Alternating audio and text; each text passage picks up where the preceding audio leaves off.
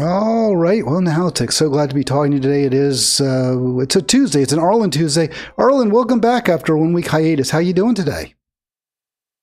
I'm doing just fine. I'm now on the East Coast. I left Monterey. I'm now in Vermont. It was a tough airplane ride to get here, but and the weather is not very conducive for being outside. But other than that, everything's okay. So you said a plane ride. So just one flight, or did you have to switch planes No. or make a jump from one, stay in the same plane, but stop in Chicago or somewhere like that? Well, I actually had a pretty bad trip because I missed the first night, but I don't want to get into the reason why. But the second flight required two stops, Monterey to Phoenix, and which arrived about 9 p.m. But unfortunately, the Phoenix to Philadelphia next leg, I had to be at the airport at 5 a.m. So, I got in at 9 p.m. and I have to get up and be at the gate at 5 a.m. So I went and got a hotel for a few hours and got a little bit of rest and made it. Yeah, that sounds like a really rough trip. I would have thought maybe if I was spitballing it, you'd fly from Monterey to Denver to New York to maybe Lebanon, New Hampshire, or somewhere like that. But I guess, did you get to Hartford? Was that the ultimate terminus of your flying east? No, actually, it was Burlington. Originally, I liked to go to Boston and then to take an hour flight to Rutland, Vermont. But it didn't work out this time, so I took the second best, which is the big city, Burlington, and I got in okay there. Big city of 40,000 people in Vermont. 240-242-5646 if you want to join us and talk to Arlen. He was off last week getting ready for his annual trip east, and of course he makes an annual trip west as well. We're so glad to have Arlen with us. We do want to ask you, as I always say, and we are seeing the numbers tick up as they always do, to subscribe if you haven't yet done so. Click like and join us on Halitics as well. Give the little visual aids. There's the thumbs up. And I won't do the Halitics right now, but if you want to get on Arlen's case and Halitics, join the club. He gets a lot of heat there. I think a lot of it's unfair. I try to protect you. I don't want to protect, but just make the case why people who are going after you, and when they do, are being unfair. But you're more than able to defend yourself, Arlen. It's expected. I mean, there are MAGA people out there, and they are on your Halitics page, and since I am not in that league, we do have some interesting discussions. So I expect it, and I don't mind it. So we asked today, and I've been talking a lot about this, Arlen. Every day I talk. Every day I do Halitics. I talk about the situation in Gaza and how terrible it is, and it's only getting worse. And we see the pictures. I can't put them on the program. I know. I think some hosts do. I'm just not going to put those images. They're just too painful for me to share, to look at, of folks, children starving to death, the bones coming through their skin. It's just so awful. And to me, this is the worst crime I've witnessed. I mean, I'm not witnessing, but this is happening while I'm alive and I'm sentient and cognizant of it. There may be others that are in the same ballpark, but I guess, we haven't really talked so much about your feelings about this. I mean, what do you have a certain reaction as a Jewish American, as somebody who, we perceive ourselves as Jews as having a certain moral obligation to ourselves and to others. And I would assume this might feel more painful to you than if you saw another group doing this to some other group. But I don't know. So share, Arlen, if you can. Yeah, and you want to. It is a bit more painful, and I think it's really bad for the Jewish people. I think it increases anti-Semitism. It makes Jews look really bad. But I am a little bit hopeful the last few days that something good may happen, because there's a lot more attention on the starvation and the horrible conditions that the civilians in Gaza are facing. And well, you can't see it, but I told you on the New York Times Magazine, there's a cover story, secret meetings, altered records, ignored warnings, how Israel's prime minister prolonged the war in Gaza to stay in power. So I think he's feeling the heat, in my opinion, from the few news items that I've heard. I think Netanyahu's feeling the heat. Well, I mean, that's great if it results in a policy change, but so far we're not seeing that. There was talk last week of potential humanitarian ceasefire, at least to give some time for aid to get in, including medical supplies. I know there have been, or at least alleged, I haven't even, I've really kind of given up any hope, to be honest with you. I know there was talk of humanitarian food drops, some airlifted foods brought in. Maybe that happened, but it all feels way too little and way too late. And when you look at the actual numbers, we'll just do that real quick. We don't have to spend a ton of time on it.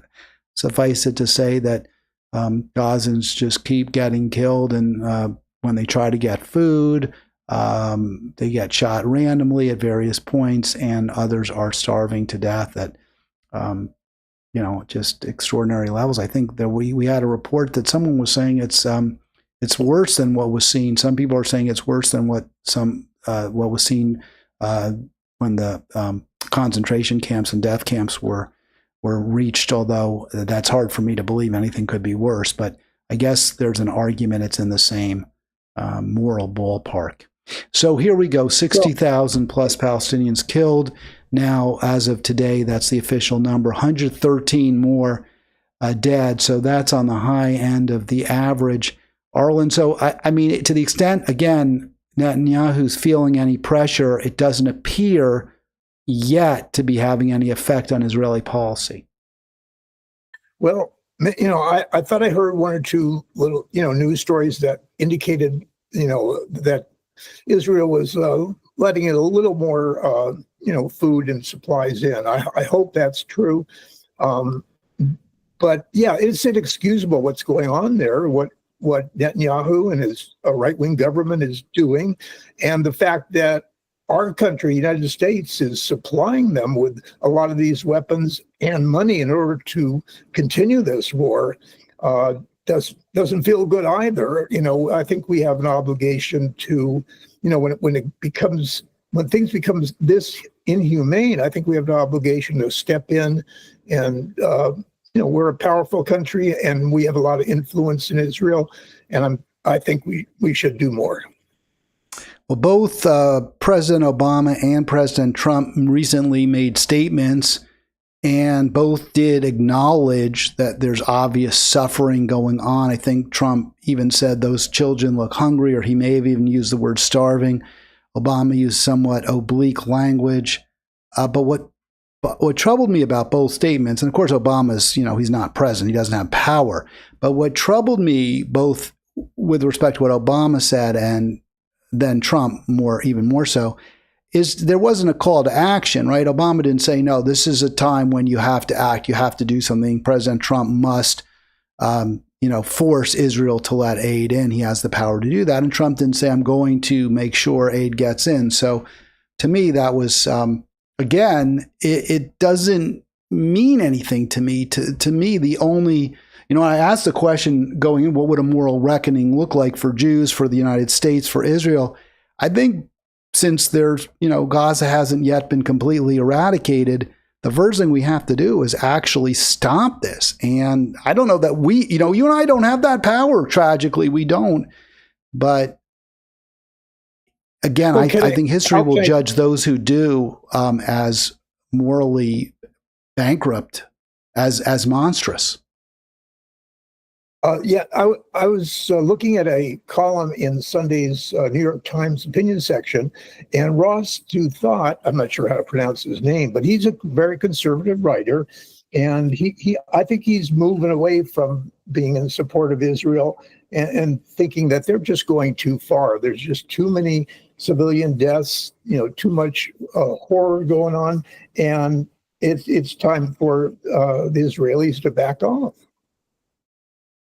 Yeah, I mean, I think we can all say that, but again, how do those with the power to force Israel to stop, or those in power in Israel, have a an obvious moral duty to stop this great evil? And As do otherwise, I just Republicans don't in know Congress.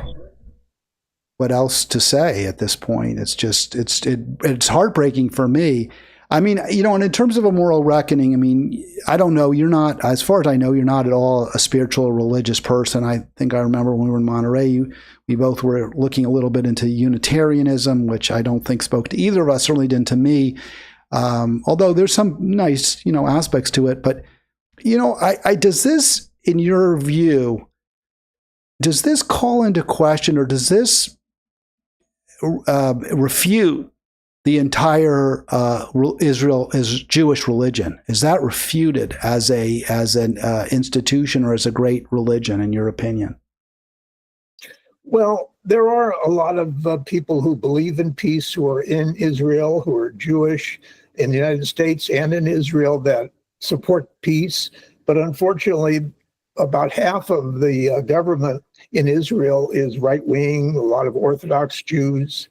So, they're totally on board with the war. And so far, there's been many protests in Israel, but they haven't had any effect on Netanyahu.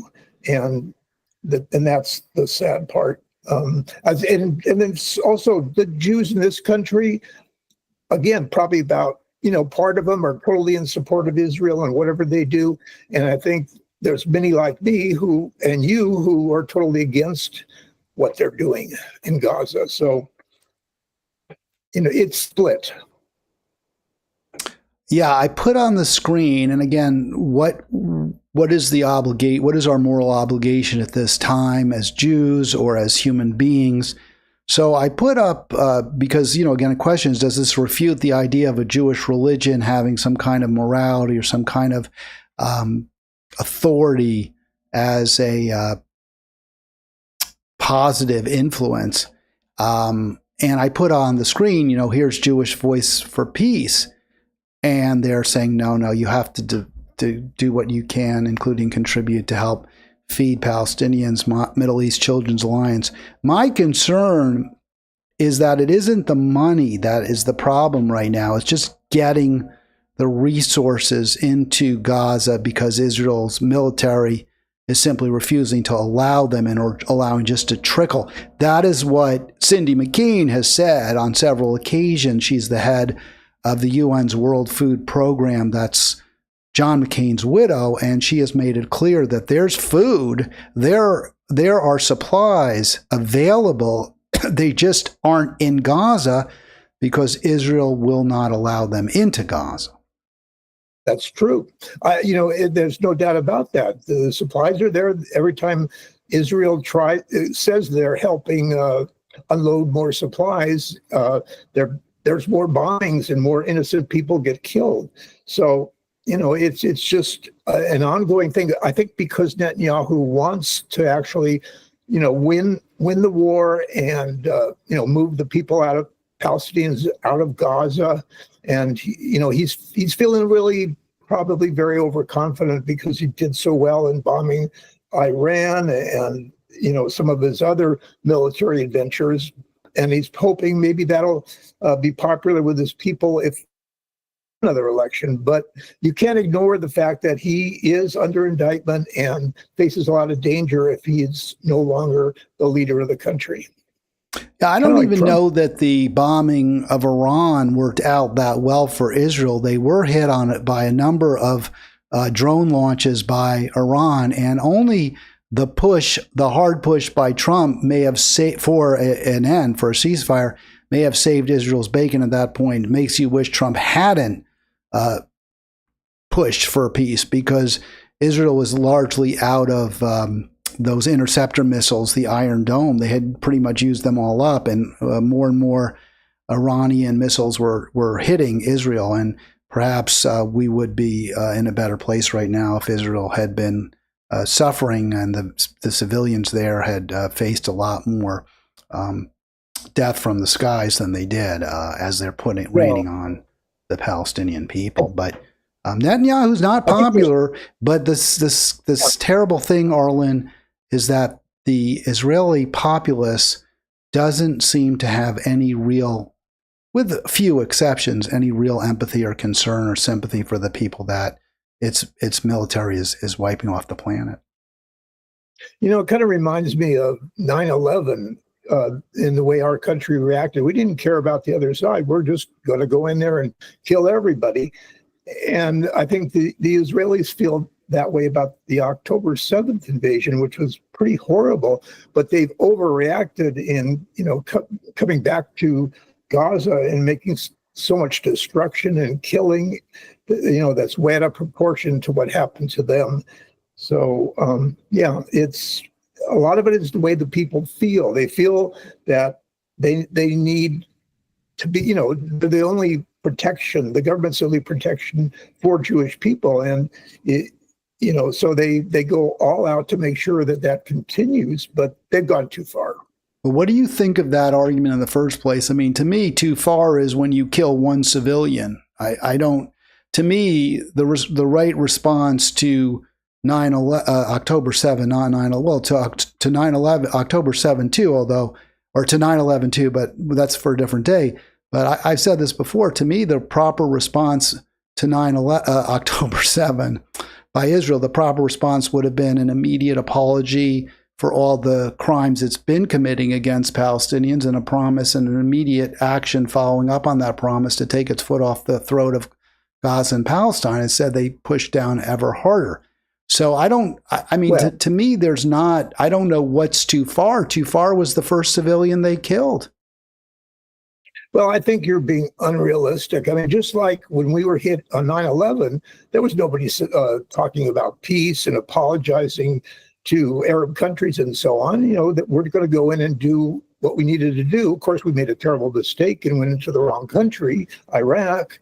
But, in this case, we're not, Israel's not going to apologize to the Palestinians. They're going to, try to do tit for tat kind of a thing. Well, they didn't do tit for tat. They did 60 or 100 or 100,000 or 1 million tats for, tits. And again, they're the oppressor. So, I mean, we've kind of had this disagreement before, totally Arlen, but in agreement with. Say again? Yeah, I'm in agreement with you, Hal. Oh, but I mean, just kept going and going. Yeah, I'm sorry. Go ahead. I stepped on you a little bit there. I apologize.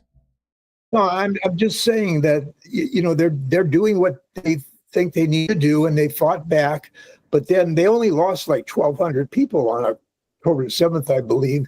And now, they're killing tens of thousands of civilians, which is inexcusable. So, that's the problem right here. They've just overdone it, and they're destroying all the people. They're trying to get rid of the people who are Palestinian in Gaza so they could go in and perhaps make their own Israeli settlements.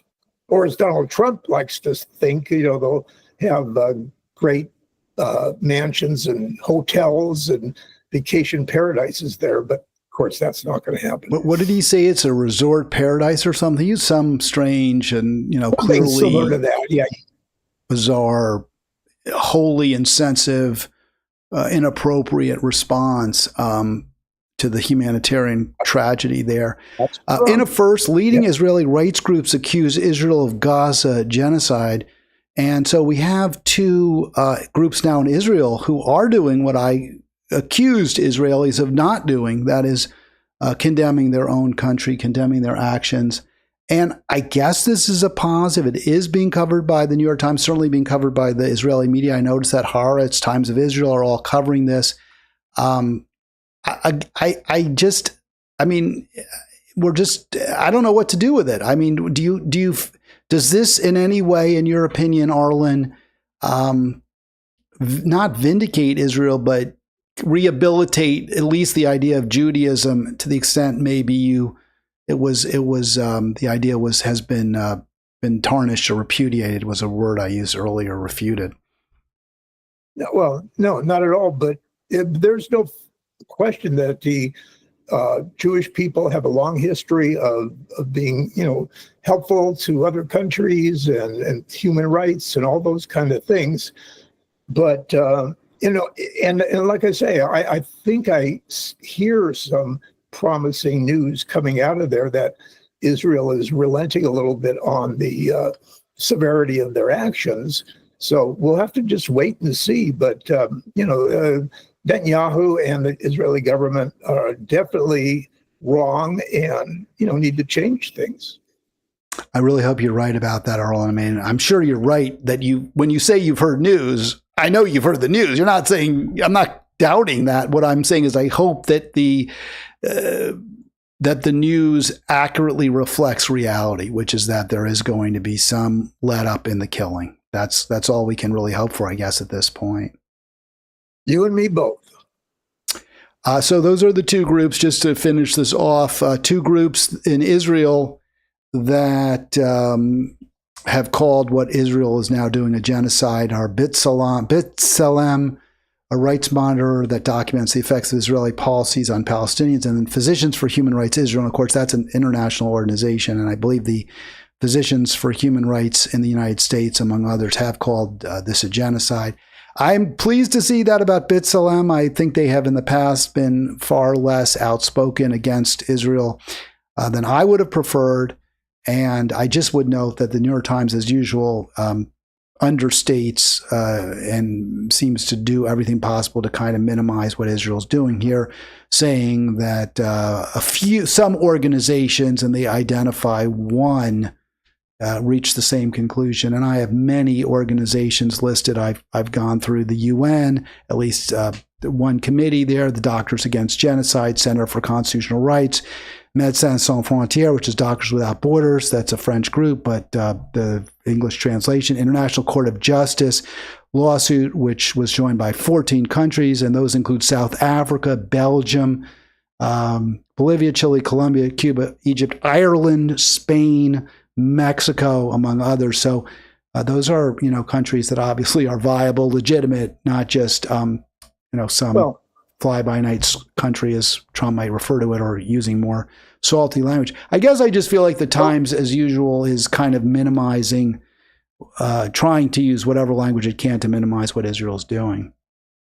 I like the New York Times better than you do, but I think the most important organization of the ones that you mentioned, there's one you didn't mention, that's the United States government. They're the ones that have tremendous power. They have the military might.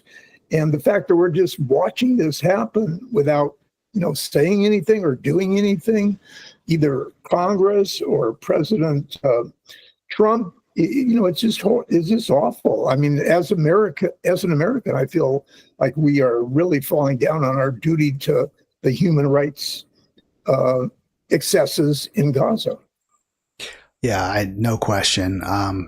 And you can see here, this is from the report by B'Tselem, just real quick. I just highlighted a few of the words: killing, raising, forced displacement, restriction of food. All sure sounds like genocide.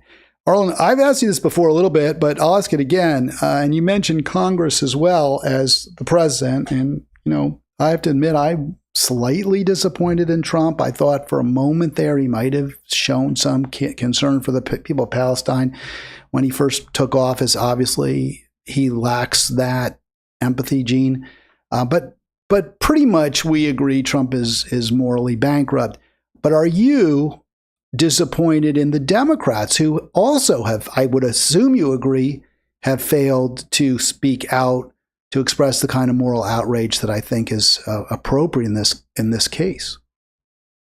Yeah, some Democrats have been outspoken and a lot haven't. And there should be a lot more, but unfortunately, of course, the Democrats don't have any power. They're out of power. And so we have to rely on Republicans who are, they're indebted to whatever Donald Trump wants them to do. And they have no interest right now in stopping all this civilian killing.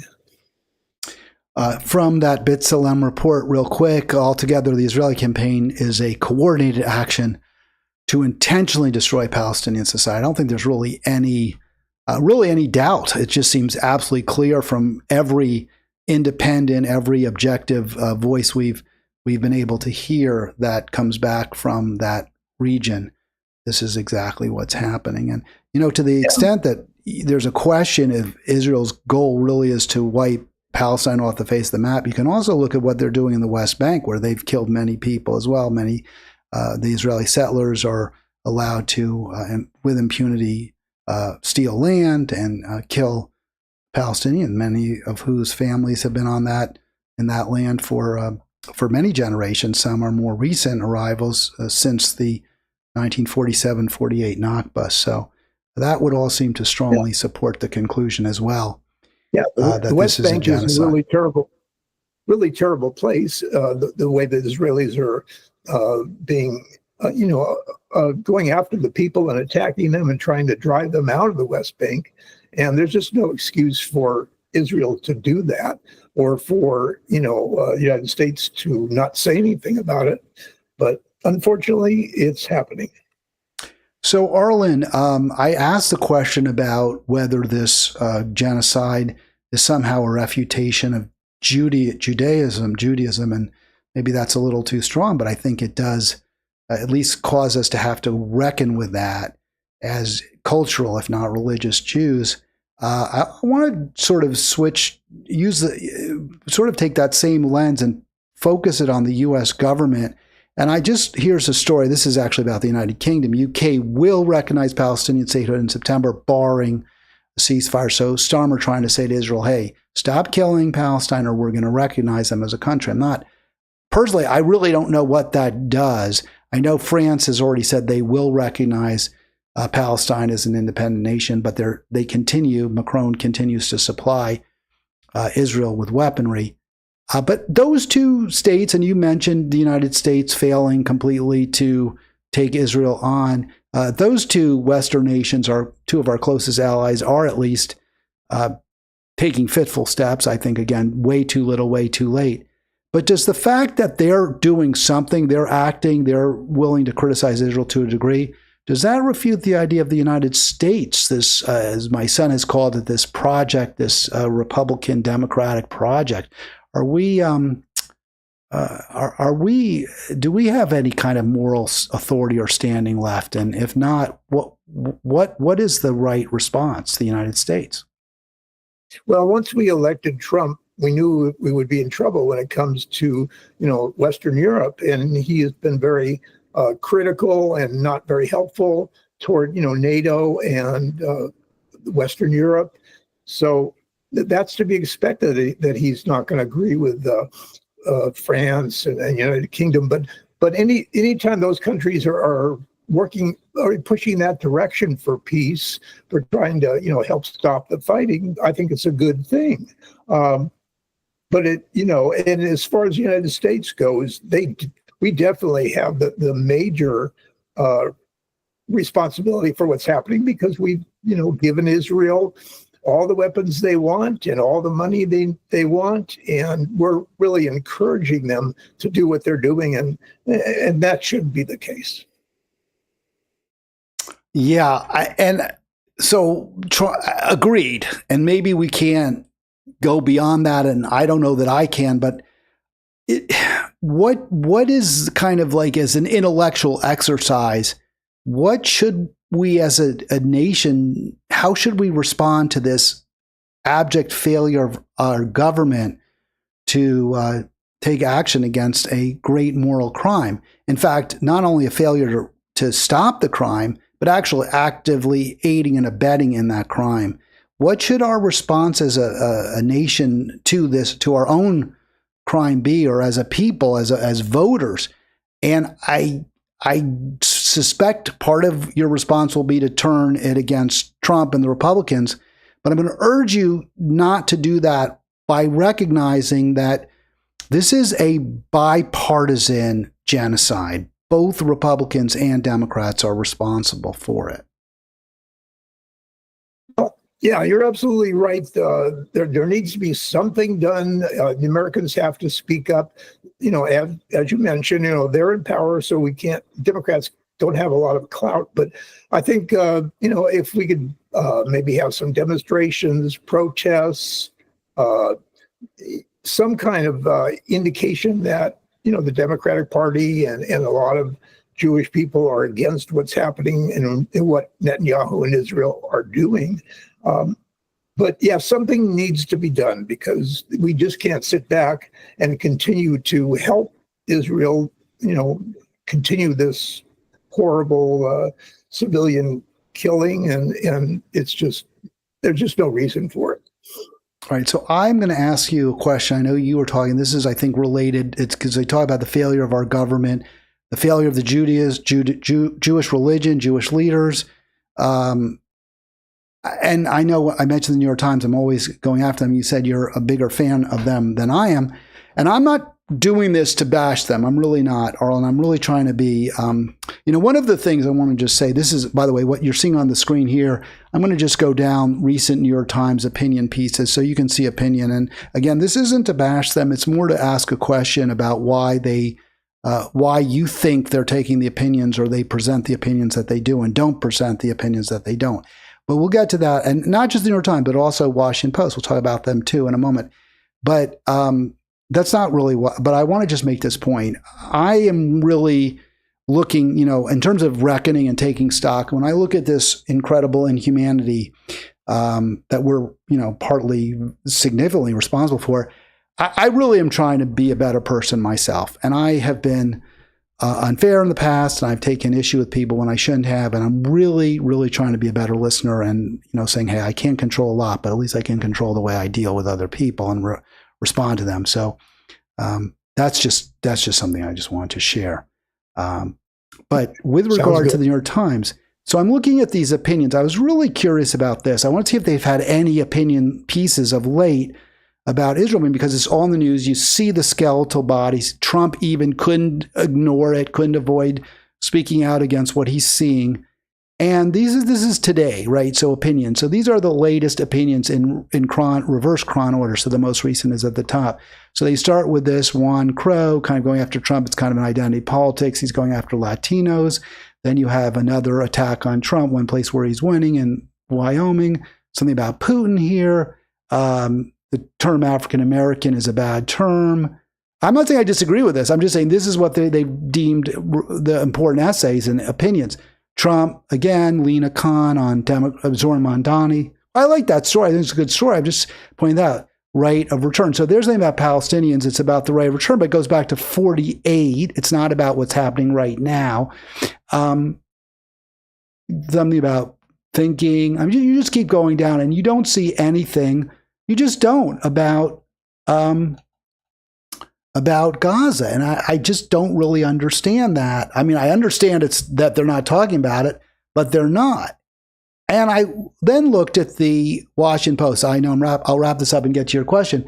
I saw back in June, I think the Washington Post had this article, which I appreciated very much, about, it was by a Palestinian, I believe, activist.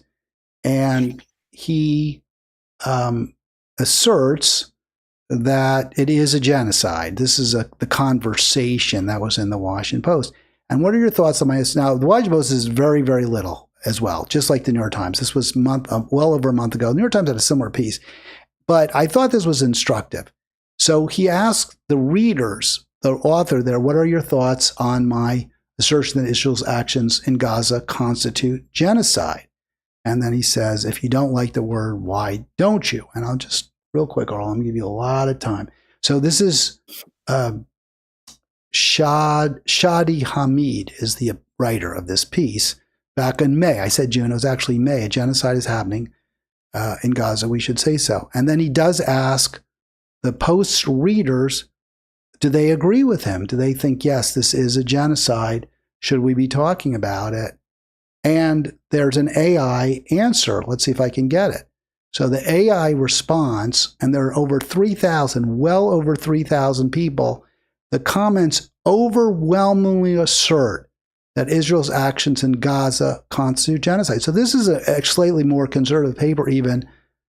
These are a lot of Jewish readers of the Washington Post, and yet the readership is far to the left on this issue. So why do you think American media, not just the New York Times, why do you think the media in this country has been so reluctant to call out Israel for what we all can see it doing? Well, I don't agree that the New York Times is showing a positive message toward what Israel is doing. I mean, they know, and I was just reading you that column by Do Thought. He says, it's inexcusable. They've gone too far, and people are starving, children, and there definitely needs to be something done about it. So, there are individuals who are pro-peace, who are against the civilian killing. They're out there, but yeah, we'd like to see much more. I don't see any justification for what's going on in Gaza right now. There just isn't. It's just too many civilians, too many children, too many mothers. It's inexcusable. So, I think it's up to the United States government to take a stand, and they're not taking a stand. So maybe there needs to be more protest in the streets, and maybe that would help. But you don't have a specific critique or criticism of media in this case. You don't think it's been way too easy, shall we say, on Israel, hasn't reflected the appropriate degree of moral outrage at Israel's actions? Well, yeah, you may be right about that, Hal. I don't know the numbers. I haven't, counted up the number of newspapers and network television shows that, have comments about this particular issue. So I can't say for sure. I think there's plenty of information out there that, there's a lot of starvation, and, the fact that Israel has not allowed the people at Gaza to get the supplies and the food and the water that they need. Well, here's the Do That piece. I just wanted to show you, this is the first paragraph from the July 26 publication, and he does start out, it's not a genocide. That's the first thing he says. It's a war for a just cause. And then he spends quite a lot of ink there talking about the justification for it. He's centering the cruelty of Hamas. He's centering the defense of Israel.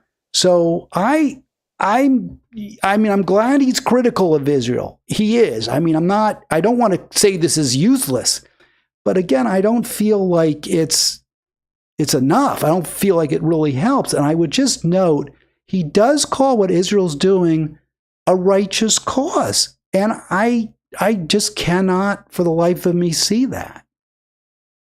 Well, I think he's probably, at least I think, probably talking about the fact that October 7th attack, that Israel had no choice but to respond and to fight back against the people that sent those soldiers into Israel, killing innocent people. But that after that, you have to be a little bit smarter, and we haven't been very smart. And like he says, Israel has made a strategic choice trying to separate food distribution from a system that it argues Hamas was exploiting for its own purpose. But in your strategic choice, if your strategic choice leads to children dying of starvation when food is available, then a civilized nation has to make a different choice. So, he knows that what Israel is doing now is wrong, and they need to change. And I hope most Americans feel the same way. All right, Arlen. So we talked about all different institutions. You talk about being smart.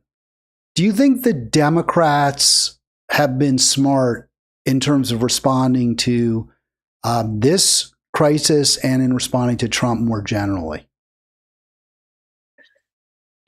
Again, they have no power, so that all they could do is say things, and many Democrats have said things. You've got AOC, you've got Bernie Sanders, and other liberals who are quite critical of Israel, but they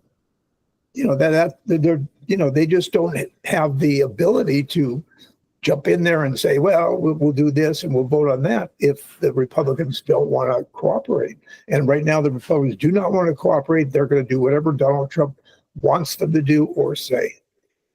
Well, Marjorie Taylor Greene has been one of the strongest voices in support of the Palestinian people of late. She has introduced a bill to defund the Iron Dome, and she has spoken out, I think, in stronger language than I've heard from any Democrat against her fellow Republican Randy Fine, who spoke favorably of the Israeli starvation tactics.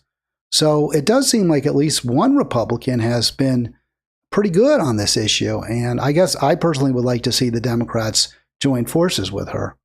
But I guess that's too much to ask. No, it's just that the numbers aren't there, Hal. I mean, yeah, they could have her and one or two others, but that they need a lot more if they're going to, change the votes and the totals to make a difference.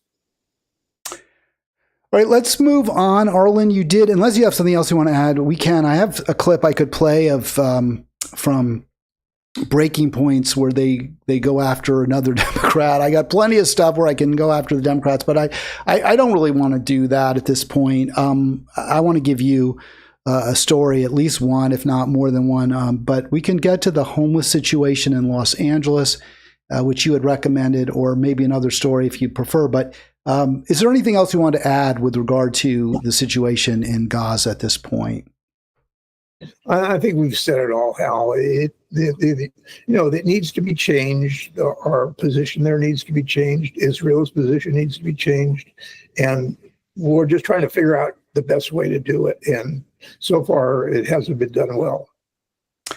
All right. You identified this article. I know there were a couple of others. I was a little focused on my own stuff, so I didn't get them all in. But we can talk about other articles as well. But since I did take a few clips from this Los Angeles Times piece, and I actually left in that breaking news because it irritated me. It's about, again, Trump pushing colleges and universities to settle with alleged claims of anti-Semitism and the like, which are almost certainly bogus.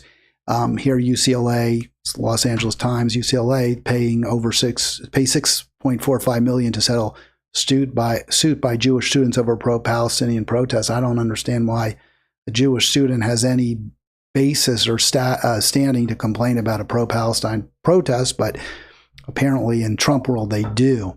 You wanted, though, to talk about, your focus was on addressing homelessness, which is a terrible crisis and a moral failing, without question, in our society.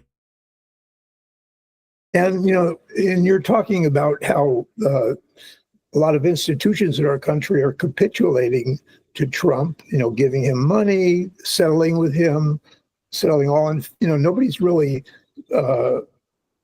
fighting back very hard. And that's a very interesting article. Another article that I saw by the last U.S. ambassador to Hungary, David Pressman, and he talks about how Hungary has done much the same thing. They capitulated to Viktor Orban and gave in so many different instances, just like the United States government is doing. And they're just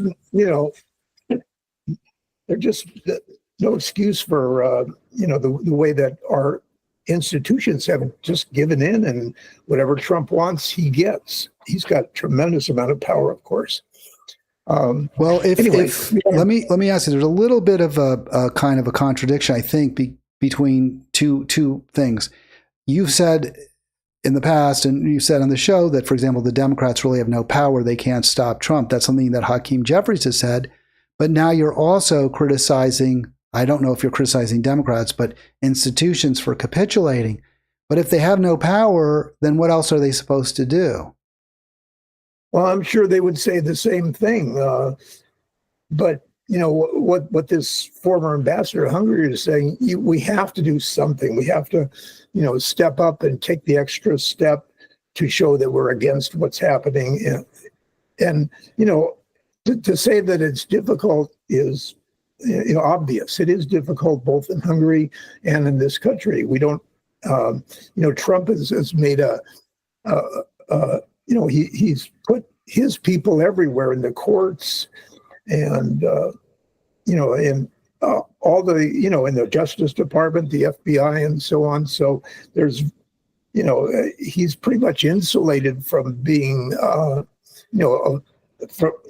all the anti-Trump, rhetoric out there, and that's, that it's a very difficult position that Democrats are in, and anybody that's anti-Trump is in, because he's got so much clout, and he could ruin a company, he could ruin a bank, he could ruin almost any institution if he pushes hard enough. So, people are scared.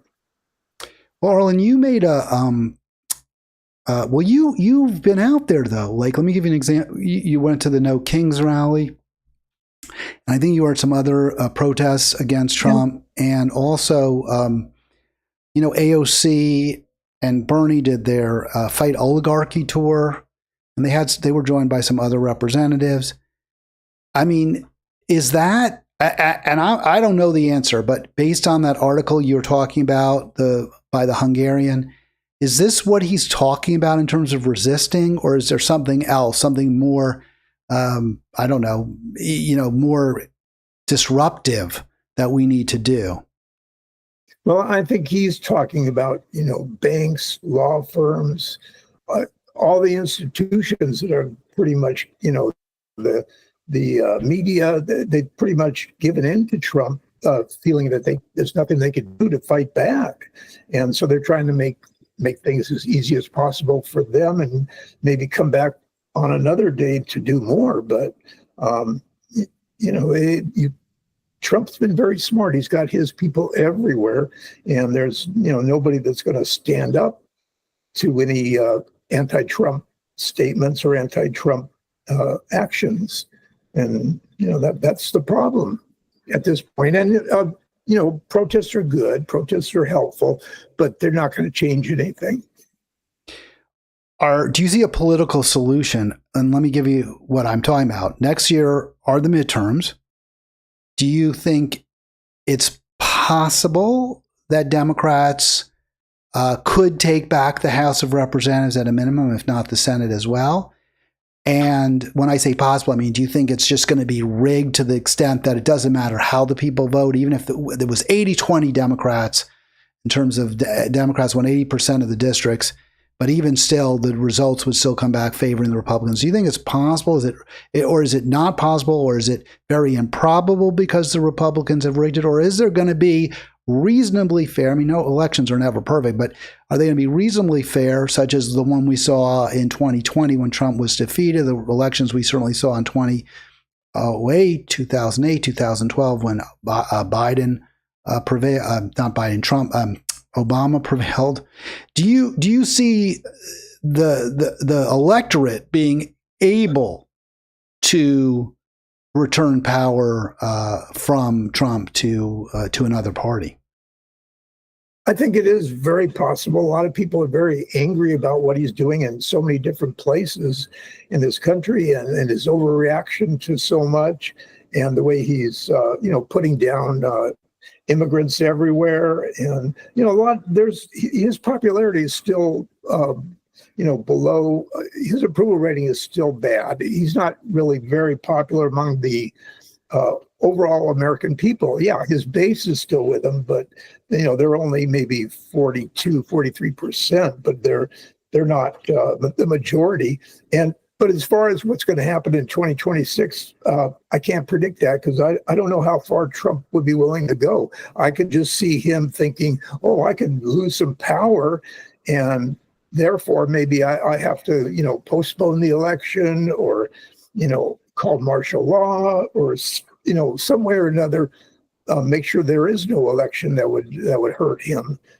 I don't know if he'd be able to do that or what would happen, but those things are possible. And of course, right now, Republicans are doing lots of things in individual states to, get Democratic voters off the ballot, and, preventing registration for Democratic-minded voters. So, the Democrats will be up against a lot. But I think if it's a fair election and a just election, I think it would be, at this point, it would be favorable for Democrats.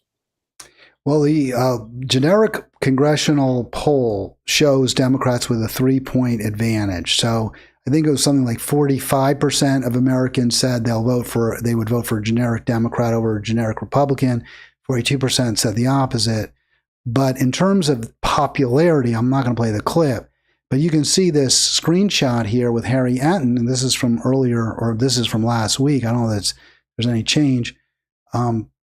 Democrats are actually more unpopular than Republicans throughout the land. More Americans find Democrats unlikable. They dislike. More Americans dislike. I think that's the right way to put it.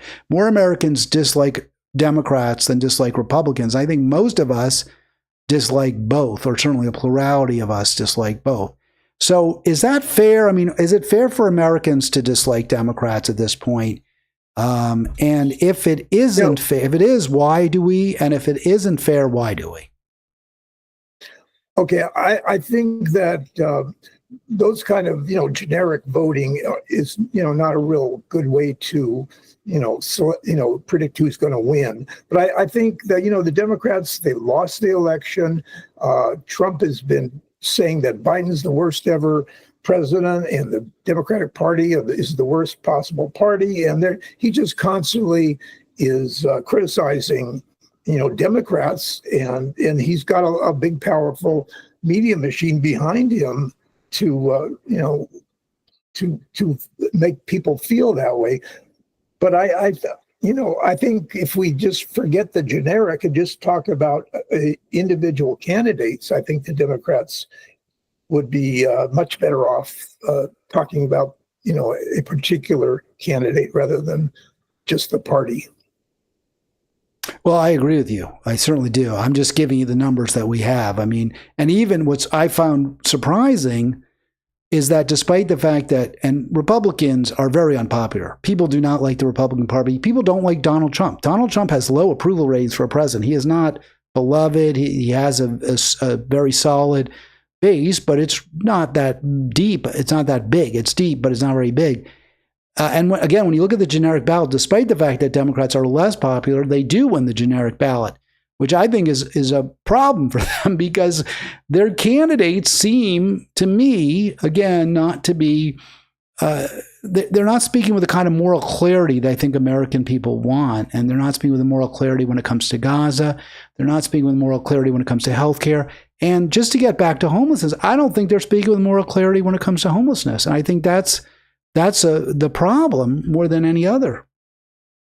Well, definitely Democrats need to get more stronger, maybe more progressive, get rid of some of the older ones that are just not really doing much or inspiring people. Because, Chuck Schumer, he's in his 70s, and Hakeem Jeffries, he's a smart guy, but he's, not very inspirational, let's say. So a lot of it will depend on how Democrats go into the next election with candidates that are different, that are better, that are younger. That could help. One of the criticisms, and we see this here, this is from the article that you would recommend. I know we were talking about Viktor Orban, and I don't know if we've completed the discussion. I guess I'll ask before we talk about the homeless article specifically. I was going to say one of the ways that I think Democrats could rehabilitate their image with the American public is by addressing these types of crises, such as homelessness. And many people say, well, the Democrats control California, and yet the state has very, very serious problems. So why should I trust them to run the country? I don't think that's an unfair question, to be honest, to ask. So to tie that to Orban, what does the author of that piece, does he have any specific remedies or specific ways that Democrats or resistors to Trump should act in order to try to ultimately get power back? Unfortunately, there is no one solid answer to this. The Democrats are just in a bad position right now. Their media isn't very strong. Like Fox News is super popular compared to MSNBC and CNN. So, and these these news sources are very popular, and they get a lot of money. And I think part of it is getting a stronger media message, but that will require some people with money to actually put that money out in favor of Democrats much more than they did in favor of Trump and the Republicans in the last election.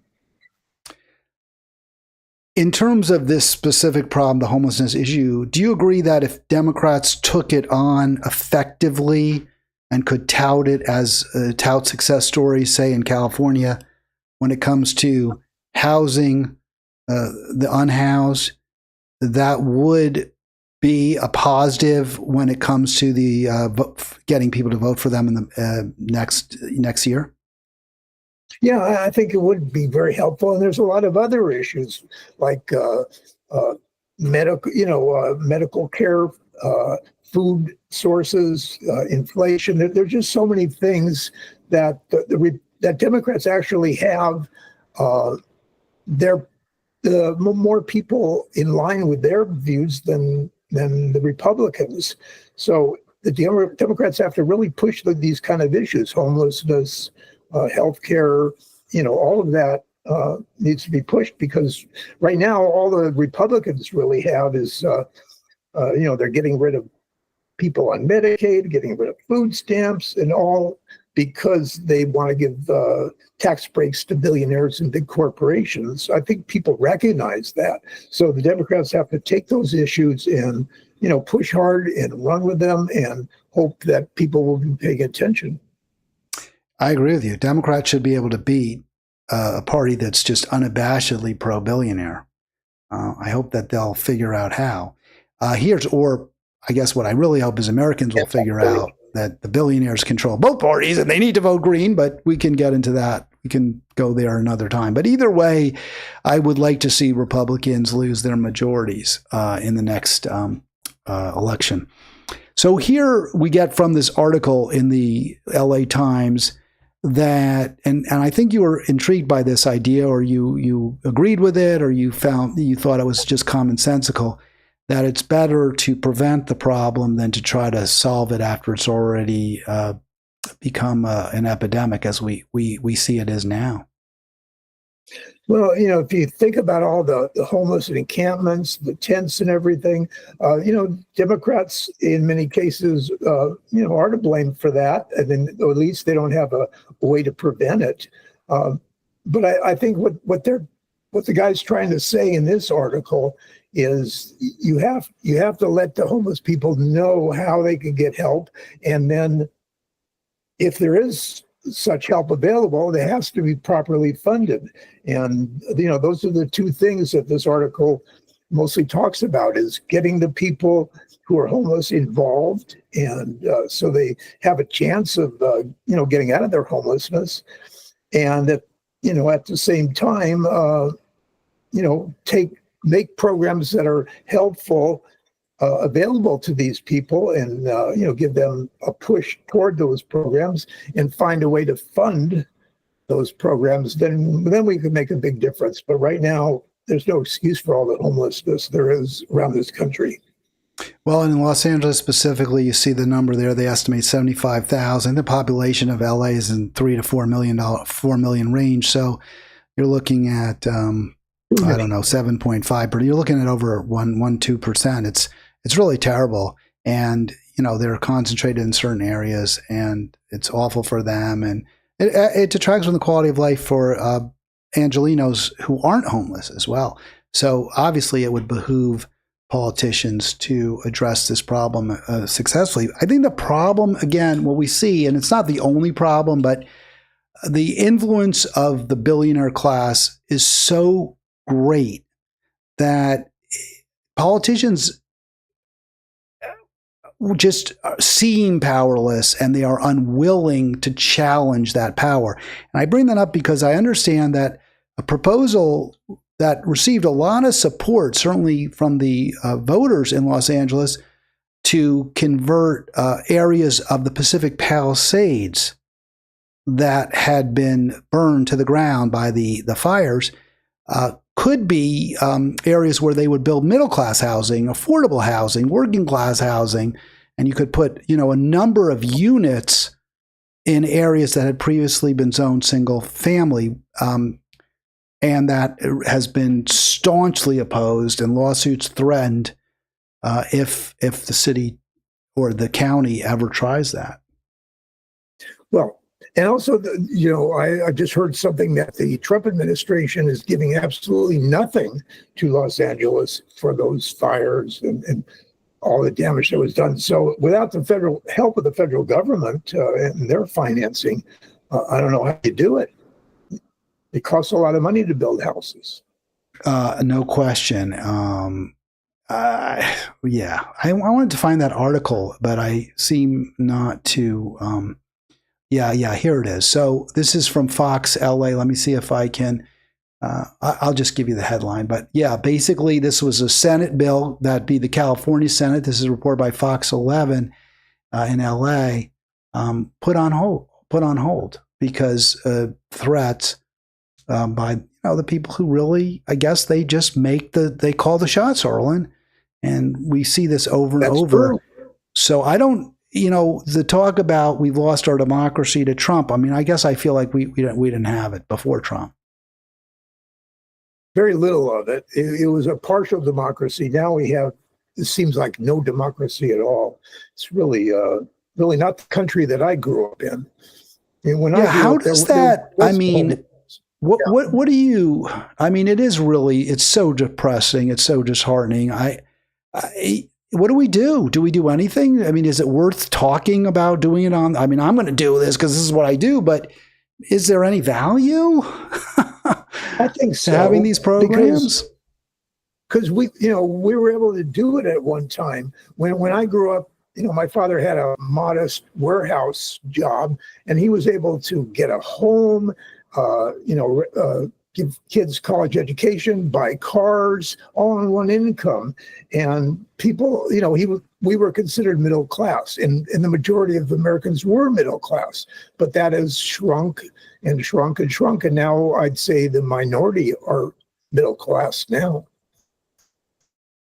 I saw, and by the way, there's the article real quick, Senate bill that would have turned, I'm not going to play the video, but turned lost. You can see the burnt, the cinders of the home there. So this is an opportunity to redo some of the, to address some of the zoning issues that led to the fire. And I would say having multi-family units would be far more savvy when it comes to even preventing future fires, because you can have more water concentrated in one place. You have one building. You don't have that spread over lots of acres. There's just a lot of reasons it makes more sense where you can, have your firefighters concentrate their efforts in a smaller geographic area. But this is put on pause because of community opposition. Those people who own that land, it is worth millions and millions of dollars. Each plot alone, without even a house on it, is probably worth a few $1 million. And they know they're right. It's true. If affordable housing is built on some of the plots, the ones that adjoin those plots that are next to them will be worth less. I get it. I understand why they're so upset. But again, we see the power is concentrated in far too few hands to allow the county or city to make, or the state, in this case, it's a Senate bill, to do the right thing.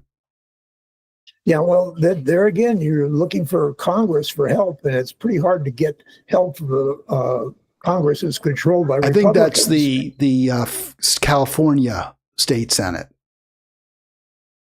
Okay, well, if it's going to happen anywhere else, it would have to be, it would be very difficult to do based on, congressional approval.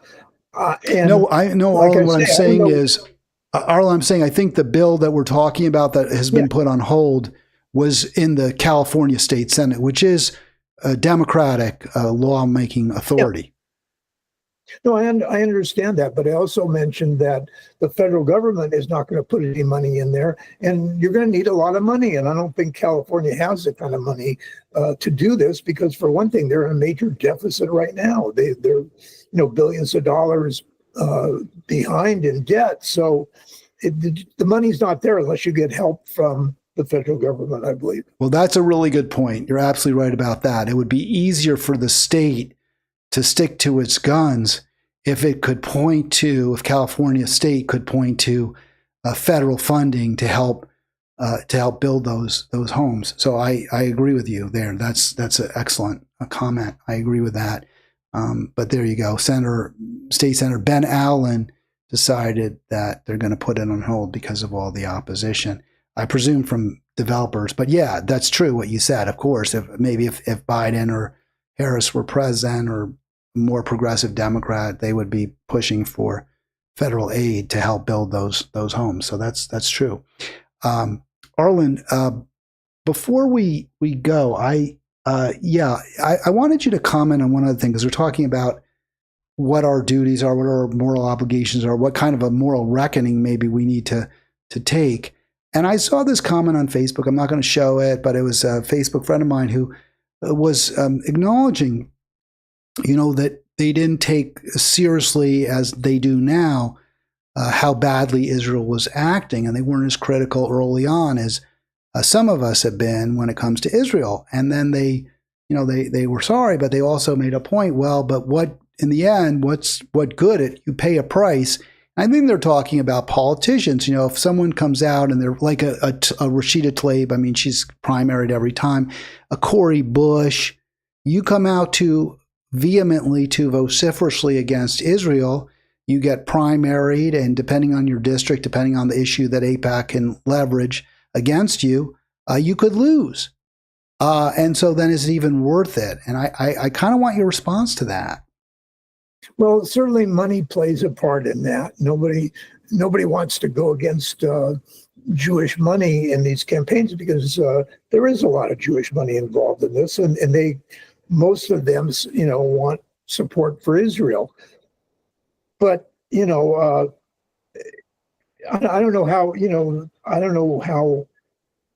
you're going to get people to make the kind of changes that you want, unless you get to see them in the media, and there's just not enough coverage of what's going on, and there should be more. I think, like I say, some Democrats are responding, but not enough, and they'll have to keep the pressure on. And I think now is the time to look at Israel a second time and maybe look at their policies and maybe make some changes.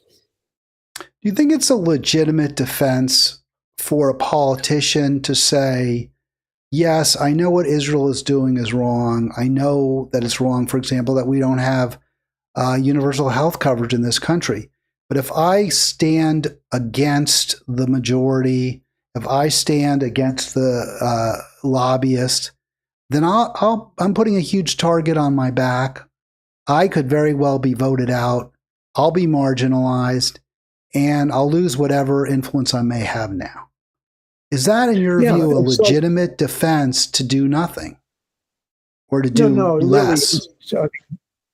No, it isn't justifiable, because if you're not doing things that are helpful to people, to our country, then why are you in Congress? And unfortunately, so many of them are in there because of the power and the perks and everything else. And of course, our electoral system is weighted way in favor of billionaires and big corporations.